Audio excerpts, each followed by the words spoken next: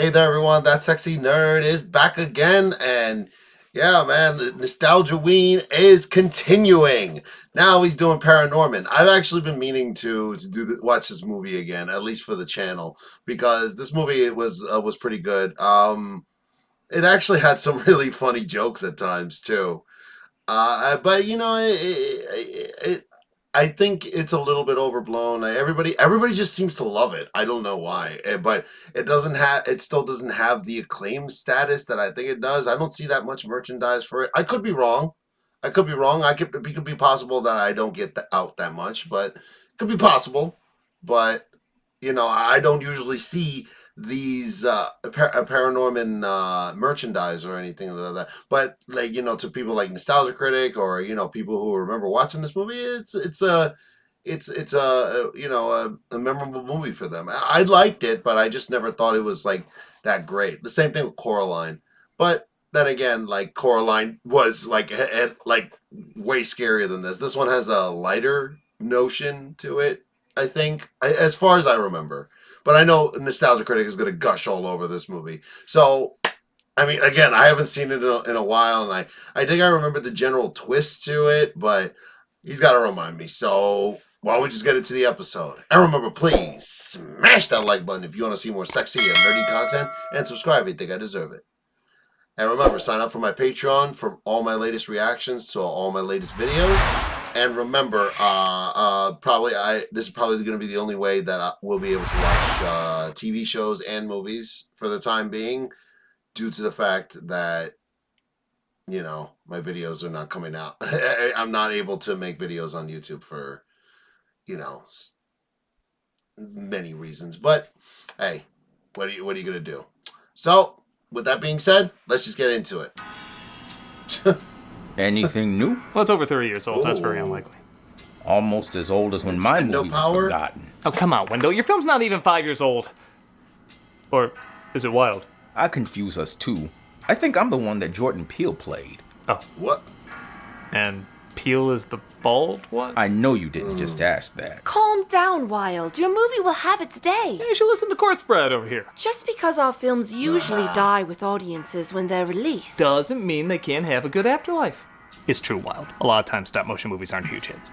But if you give it time, it eventually works out in the end. Was Fantastic Mr. Excuse me. I cut that out. Fox always there? Yes, I don't recall seeing him earlier. I always appear when I can be symmetrical somewhere. Try it. Try looking at me from a different angle.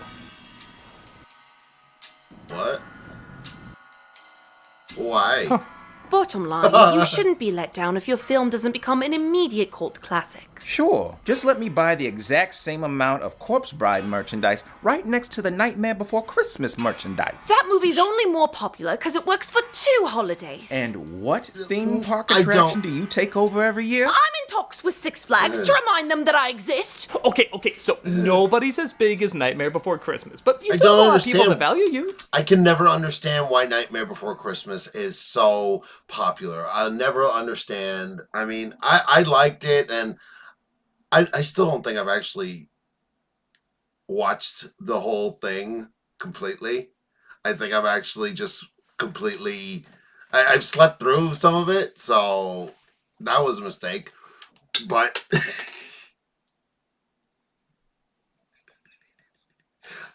Didn't we?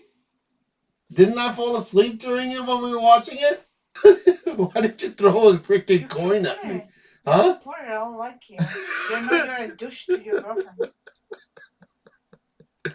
I don't know why I don't know why this will be this movie is so memorable when we have movies like James and the Giant Peach and all that stuff and Corpse Bride and everything, and why nothing is connected like Nightmare Before Christmas. I can never understand why.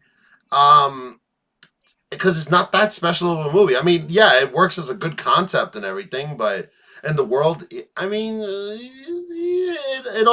it depends. But I don't know. I guess it just never gripped me that as much. But I still like it. Don't get me wrong.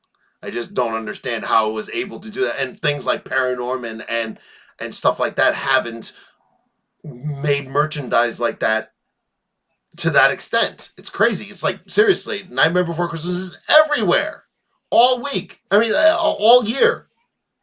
Jack telling me you can't buy a Jack Skellington thing in January. You try and tell me that you can't do that. But anyway, Stop motion movies have been around for over 100 years, but their popularity has been anything but consistent. True, there's always going to be a fan base for it, but that fan base isn't always super profitable. After Nightmare Before Christmas, though, an interesting trend started to stop motion movies either doing poorly or just well enough at the box office, getting a huge following later. These followings have equaled out to merchandise, re-releases, and film nerds like me discussing. yeah, fantastic. The trend usually centers around a Christmas-themed story, a Halloween-themed story, or in Nightmare's case, both. While Disney and Warner have certainly tried to capture that similar magic, another studio named Laika tried to do something similar, bringing in the director of Nightmare Before Christmas and garnering a pretty popular flick called Coraline. Coraline, yes. And there's been several. That's another thing why that I can't understand doesn't have merchandise everywhere. Why doesn't Coraline have more merchandise everywhere? Why? Is it just because it's not done by Disney? Weird and odd stop-motion movies with a dark edge from Laika. And the film that kept that tradition going is... The Missing Link? Yeah, seriously, what was that? No, Paranormal. Missing Link. Released in 2012, there's like this often movie. a playful competition about which Laika film about a kid battling dark forces is better. This or Coraline. And honestly, even all these years later, it's still a little tough. Coraline has the better characters, but Paranorman has the better story. I think so, yeah. Yes, its humor and personality isn't quite as strong as its predecessor. Paranorman has more engaging twists and dark turns that, if many people have pointed out, are rarely seen in kids' films nowadays. This truly does feel like a return to those 80s family flicks that wanted to either toughen your kid up or let him enjoy the creepy and bizarre. Being the first stop-motion film to use 3D printing for its facial expressions, this was hands down the smoothest and most expressive stop-motion animation had been until then. And even today, it's still a marvel. Yeah, it is great. There's a lot of hard work and creativity that went into making this, and we're gonna take a closer look at how much of it paid off. I can't always forget that this is If stop for any motion. other reason to prove that stop-motion films do eventually get the respect they deserve. Yeah, tell that to Frankenweenie. Hey, Yeah. he's right over there. Poor Frankenweenie. No, Frankie, I didn't mean it. Your day will come. Yeah, go join Mary and Max. Oh, come on. They're over there. Don't listen to him. You'll get a following, and so will that weird snail movie you have coming out. I like that movie. depressing. Just like Mary and Max. I'm going into your room to I like review this. Mary and Let's take a Max. look at Paranorman. I love Mary and Max. But I think it's so seriously, sad. Mary and Max is great. Of course It is. That's why no one saw it. No, seriously, guys, if you've never watched that short, you could literally, I think you could literally watch it on YouTube. Watch it. Seriously, Mary and Max, it'll make you cry like a little baby. The film begins as a cheesy horror film plays with the lead looking eerily similar to Jamie Lee from Halloween. Oh yeah, it does. Wait, what's holding him up against the door? Ew! Thank God that didn't punch through. He's gonna ruin his dinner.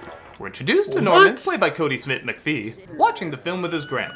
Cleverly hidden with a dark green light and in the distance, so it's a little tricky to notice you can see through her. They Ew, just what? bothered to sit down and talk it through. It'd be a different story. Nah, I see what you did there. Grandma What? says, can you turn up the heating? It's of course You don't revealed that remember. Grandma is dead and Norman can see ghosts. What? Who is sitting there Courtney, played by Anna Kendrick, his father, played by Jeff Garland, and his mother, played by Leslie Mann, all find concerning. Grandmother was old and sick, and she died. This is just part of the mourning process. Oh, Well, that's one way to save on stop motion budget beer gut cam. Seriously though, as I mentioned before, this stop motion is amazing. It is. Apart from details like the little blushes and blemishes on the skin, as well as the movement and textures of the hair, everyone has fantastically exaggerated designs. They range from incredibly odd to just slightly odd.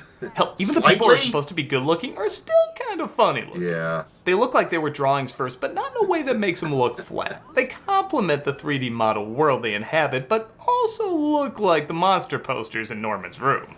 P.S. I want this room. Wait, what am I talking about? I had this room. Yeah, you have that Nice room. today. I like what you've done with your hair.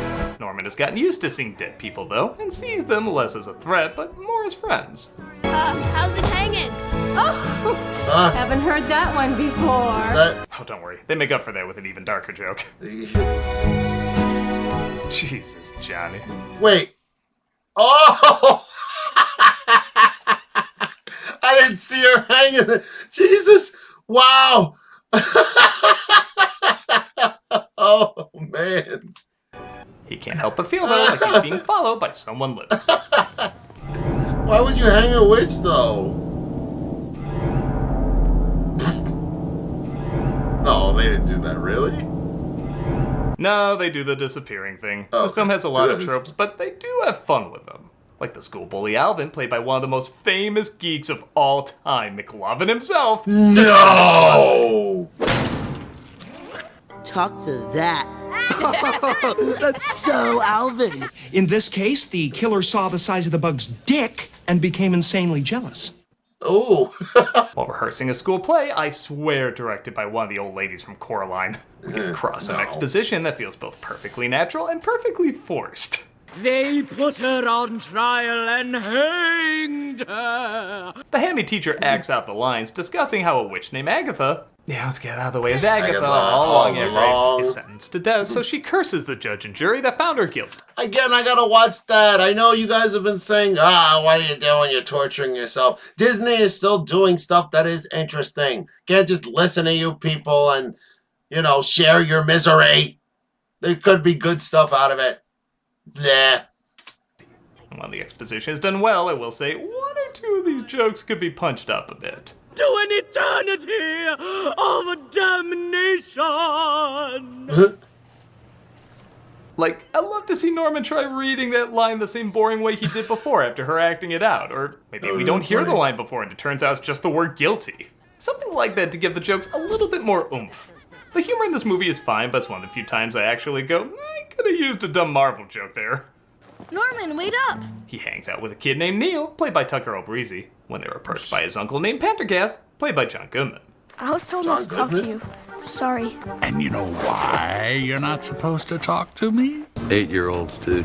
I know it's 3 clips and only a few minutes, but I'm sorry, I couldn't pass up a joke as good as that.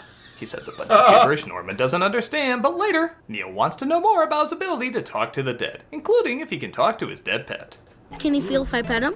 Yeah, I guess. Bubby wubby boom. That's not his chin. And I feel if I keep watching you, I'm gonna have to pay or something. Pendergast kicks the bucket the night Norman is supposed to perform in the school play, and he has a terrible vision.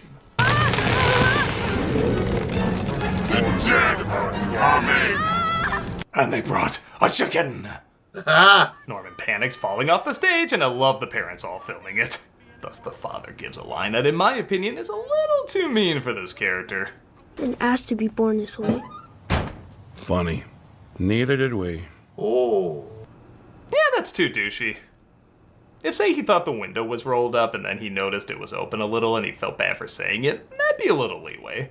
I get they want to give everyone an arc and everything, but this is some Chicken Little territory here. I didn't like it. Both of them was literally in a car, too. Ew. Meanwhile, at school, Pendergast appears to Norman, saying he has to read a book to stop the ghost of the witch from raising the dead. Oh my god. Dude, no wonder you're not allowed around kids. Yeah. What's Pendergast, Walter? I've been holding back the witch's curse for years, but now I'm dead. This whole section took a year to film with just one animator working on it, which is crazy to think. Nice touch, by the way, that Alvin can't spell his own name. Where? You mean like the F word? Hey, on YouTube, What? I don't think you can say the letter F. I know I said the comedy could be a bit better, but some of these lines are still pretty good. You're dead, freak show. D-E-D. Dead. You're gonna be so dead, you're gonna have to talk to yourself when you're dead. I love when a writer figures out sometimes the most boring archetypes can be the funniest characters. Yeah. I really don't think we should be leaving him. He's probably up there right now, fiddling with his Ouija. How do you know that's what I call being in my bedroom alone?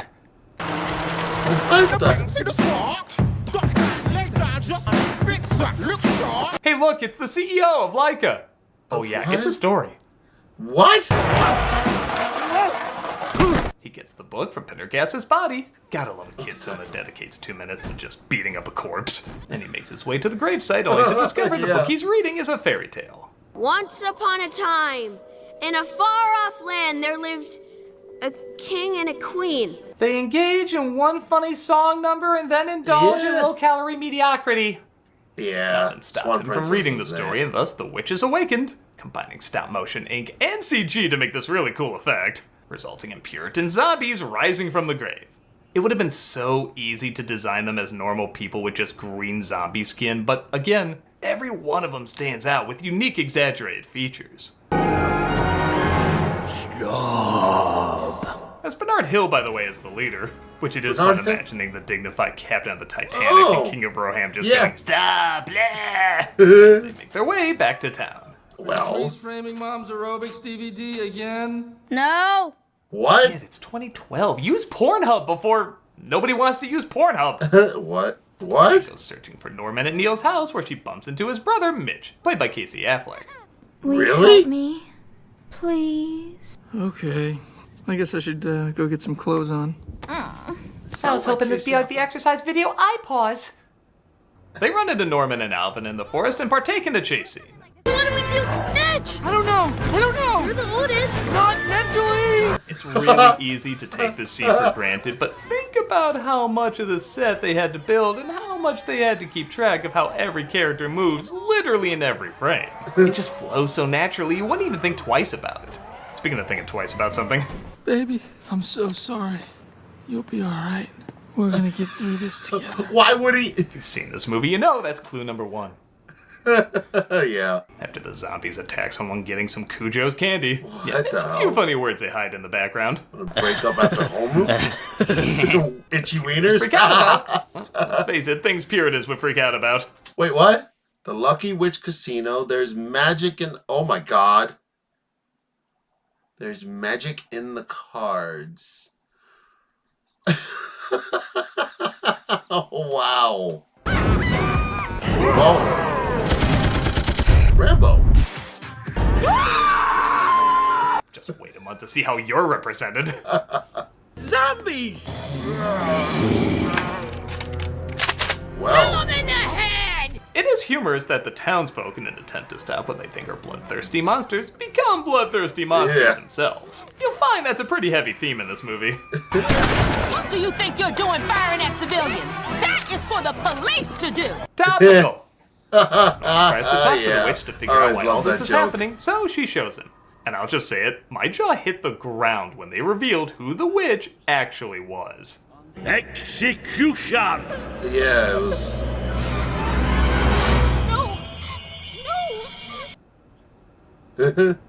Whoa.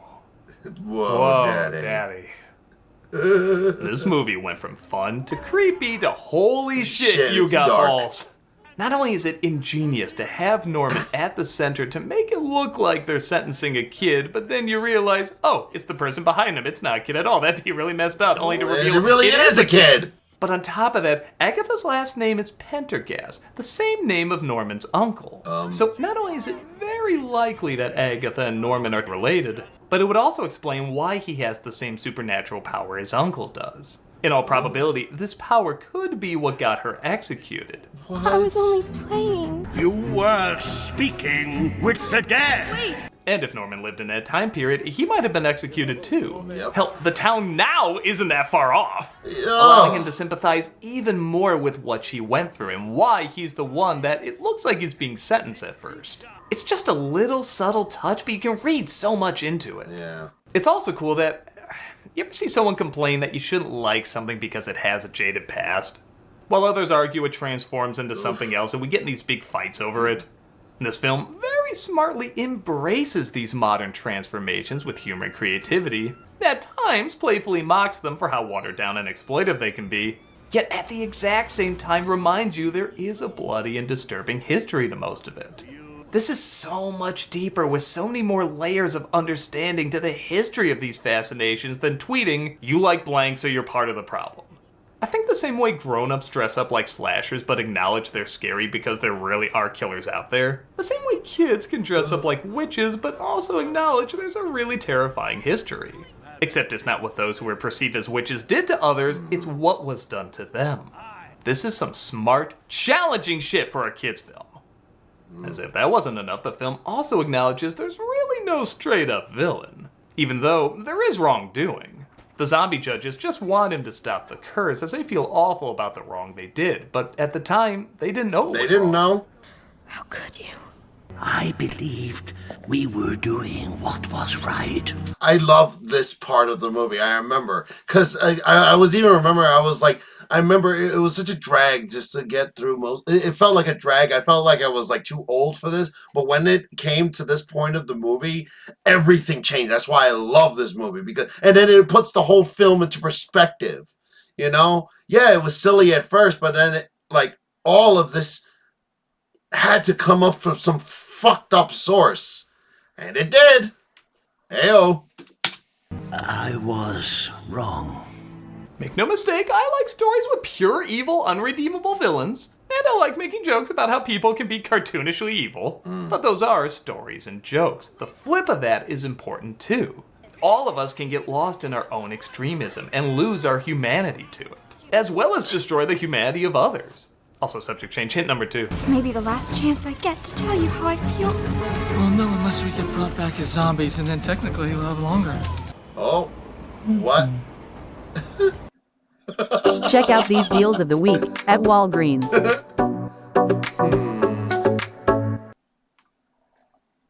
Norman tries to calm down the mob and point out that the zombies aren't looking to hurt them. He even gets the support of his friends and family who originally doubted him.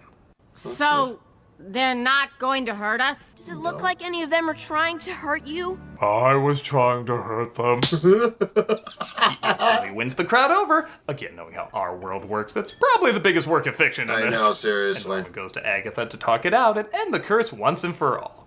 Unsurprisingly, though, Agatha is pretty pissed off, and in what I can only describe as about 90% of the internet, the bullied has become the bully. Even literally pushing and shoving him. Once upon a time, there was a little girl. What? Who was different from the other people in our village. Instead of reading the fairy tale to put her to sleep, though, he tells her a new story about a girl who manifested the same injustice that destroyed her and will continue to destroy others unless something changes.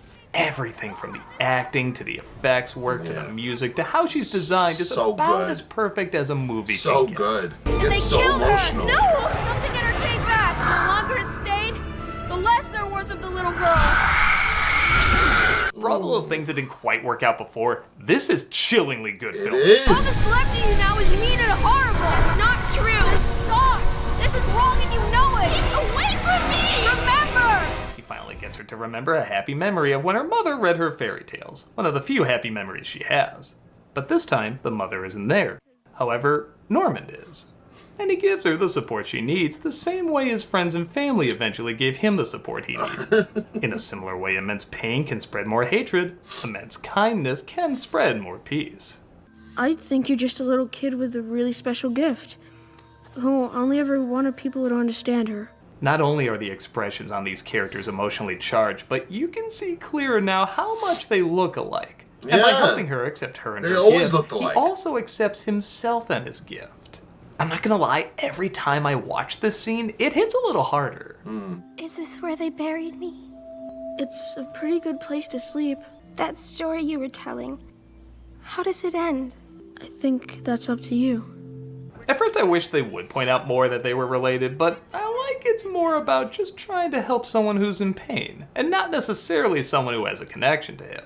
It makes it feel a bit more selfless. Probably he didn't even realize it, you know? She rests on her own without any help and disappears, finally finding peace. Even the Puritans are released from their curse. Oh, wow. I think it's smart the main judge doesn't smile after the curse is lifted. Like, he's still scarred by the truth of what he's done. It's a small detail, but I think it's important. Well done, son. You did it. Yeah, screw you, you piece of... Okay, it's about accepting an understanding, just... Couldn't like a lightning bolt take out his eye or something? Not die, just... if he did, Norman can still talk to him. Yeah, he can die. No, you know what would be just great? Just be fine if somebody just came up and punched him in the face. Yeah, that's really, really hard. Knocked him on his ass. That's enough. No dying. Me and Norman are in a lot of the same classes. We're pretty much inseparable best buds. How good is this story at getting two birds with one stone? Flash It combines Thompson the best over here. jokes. The movie with literally the first openly gay character in an animated film. And the character's not bland. I'm sorry? Literally the... How good is this story at getting two birds with one stone? It combines the best joke. The movie with literally the first openly gay character in an animated film. And the character's not bland or feels like he's just on a token checklist. It really helps shape the humor and the character. Maybe we could catch a movie sometime. That sounds great, Kathy. You know, you're gonna love my boyfriend. He's like a total Yeah, chick flick nut. I forgot about that. Oh, and bi people aren't a possibility yet in animation, so I'm stuck. Norman even thanks Neil for always sticking by him. You stood by me. All the time. Yeah, of course. Don't get weird or anything. We just established your brother's kinda weird or anything. Odd time to use that joke. Norman is more respected now and even helps his family get closer to, well, their family. Oh. So, what's happening now?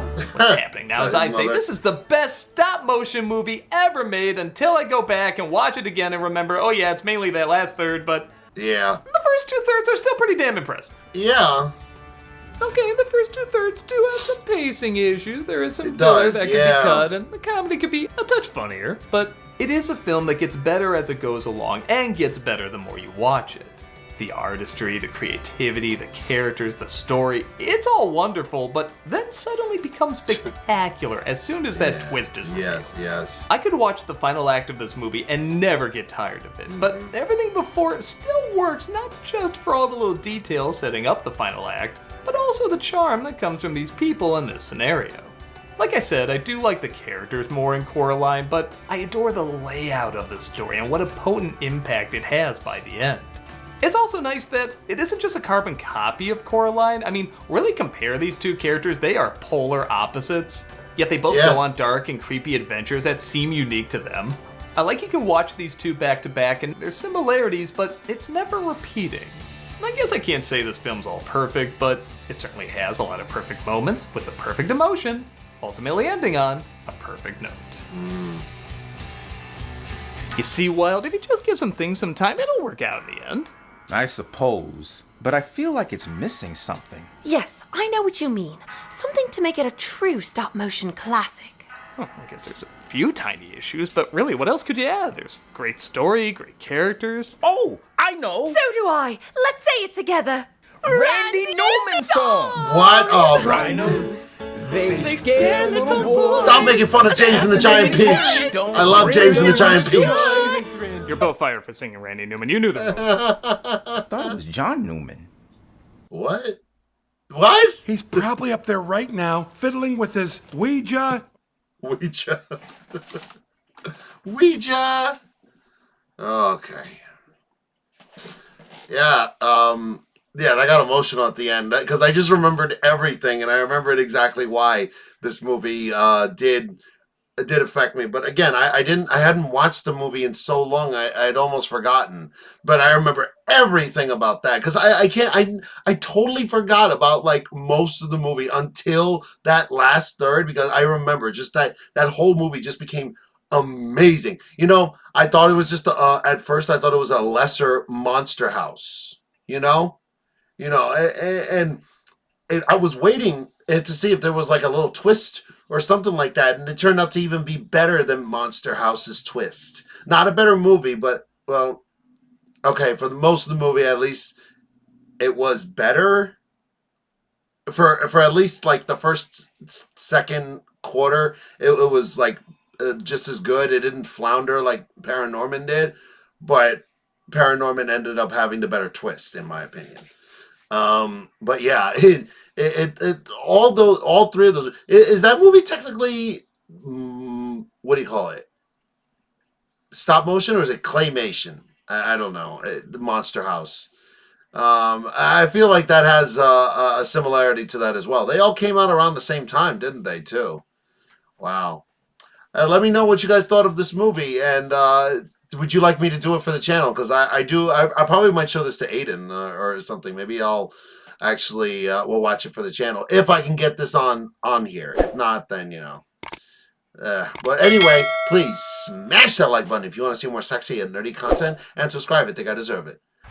And remember, sign up for my Patreon for all my latest reactions to all my latest videos. And I'll see you on the next episode.